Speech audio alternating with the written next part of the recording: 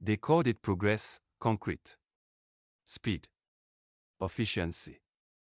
A modern nation racing toward the future, where highways would stitch cities together and the automobile would become freedom on four wheels. But when the planners leaned over their desks and unfolded the maps, their blue lines kept landing in the same places, black neighborhoods. After World War II, federal money flooded into road building.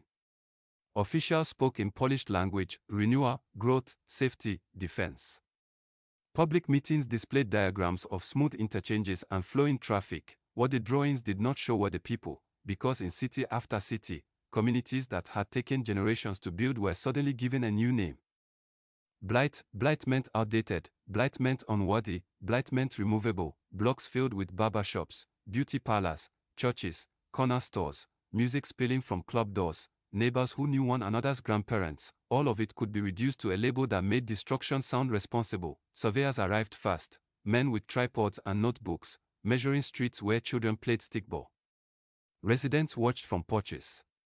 No one had voted for a highway, but everyone could feel one coming. Then the notices followed: eminent domain, your property will be taken, payment will be issued, vacate by the stated date. The checks rarely match reality.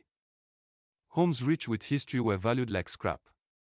Businesses that had survived segregation, redlining, and decades of exclusion were told to close in weeks. Some tried to organize. Some pleaded at hearings. Most were overwhelmed by the machinery of the state. Bulldozers have a way of finishing debates. Walls cracked. Roofs folded. Streets vanished. Neighborhoods that had served as rare centers of black ownership and culture were ripped open, block by block, until only dust remained, and the roadbed began to form.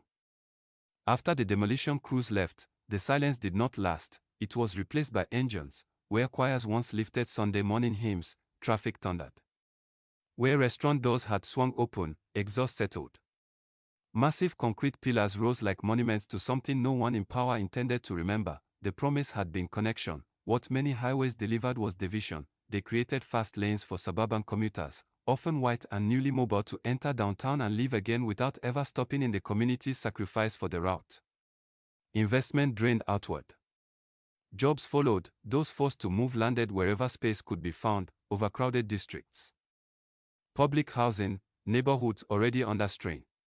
Rents climbed. Local businesses, cut off from customers, collapsed. Then came the cruel turn. The hardship created by displacement was blamed on the displaced, and because the destruction wore the badge of federal policy, it felt permanent. Official. Impossible to argue with. No flames, no mobs, just plans, signatures, and miles of concrete. If older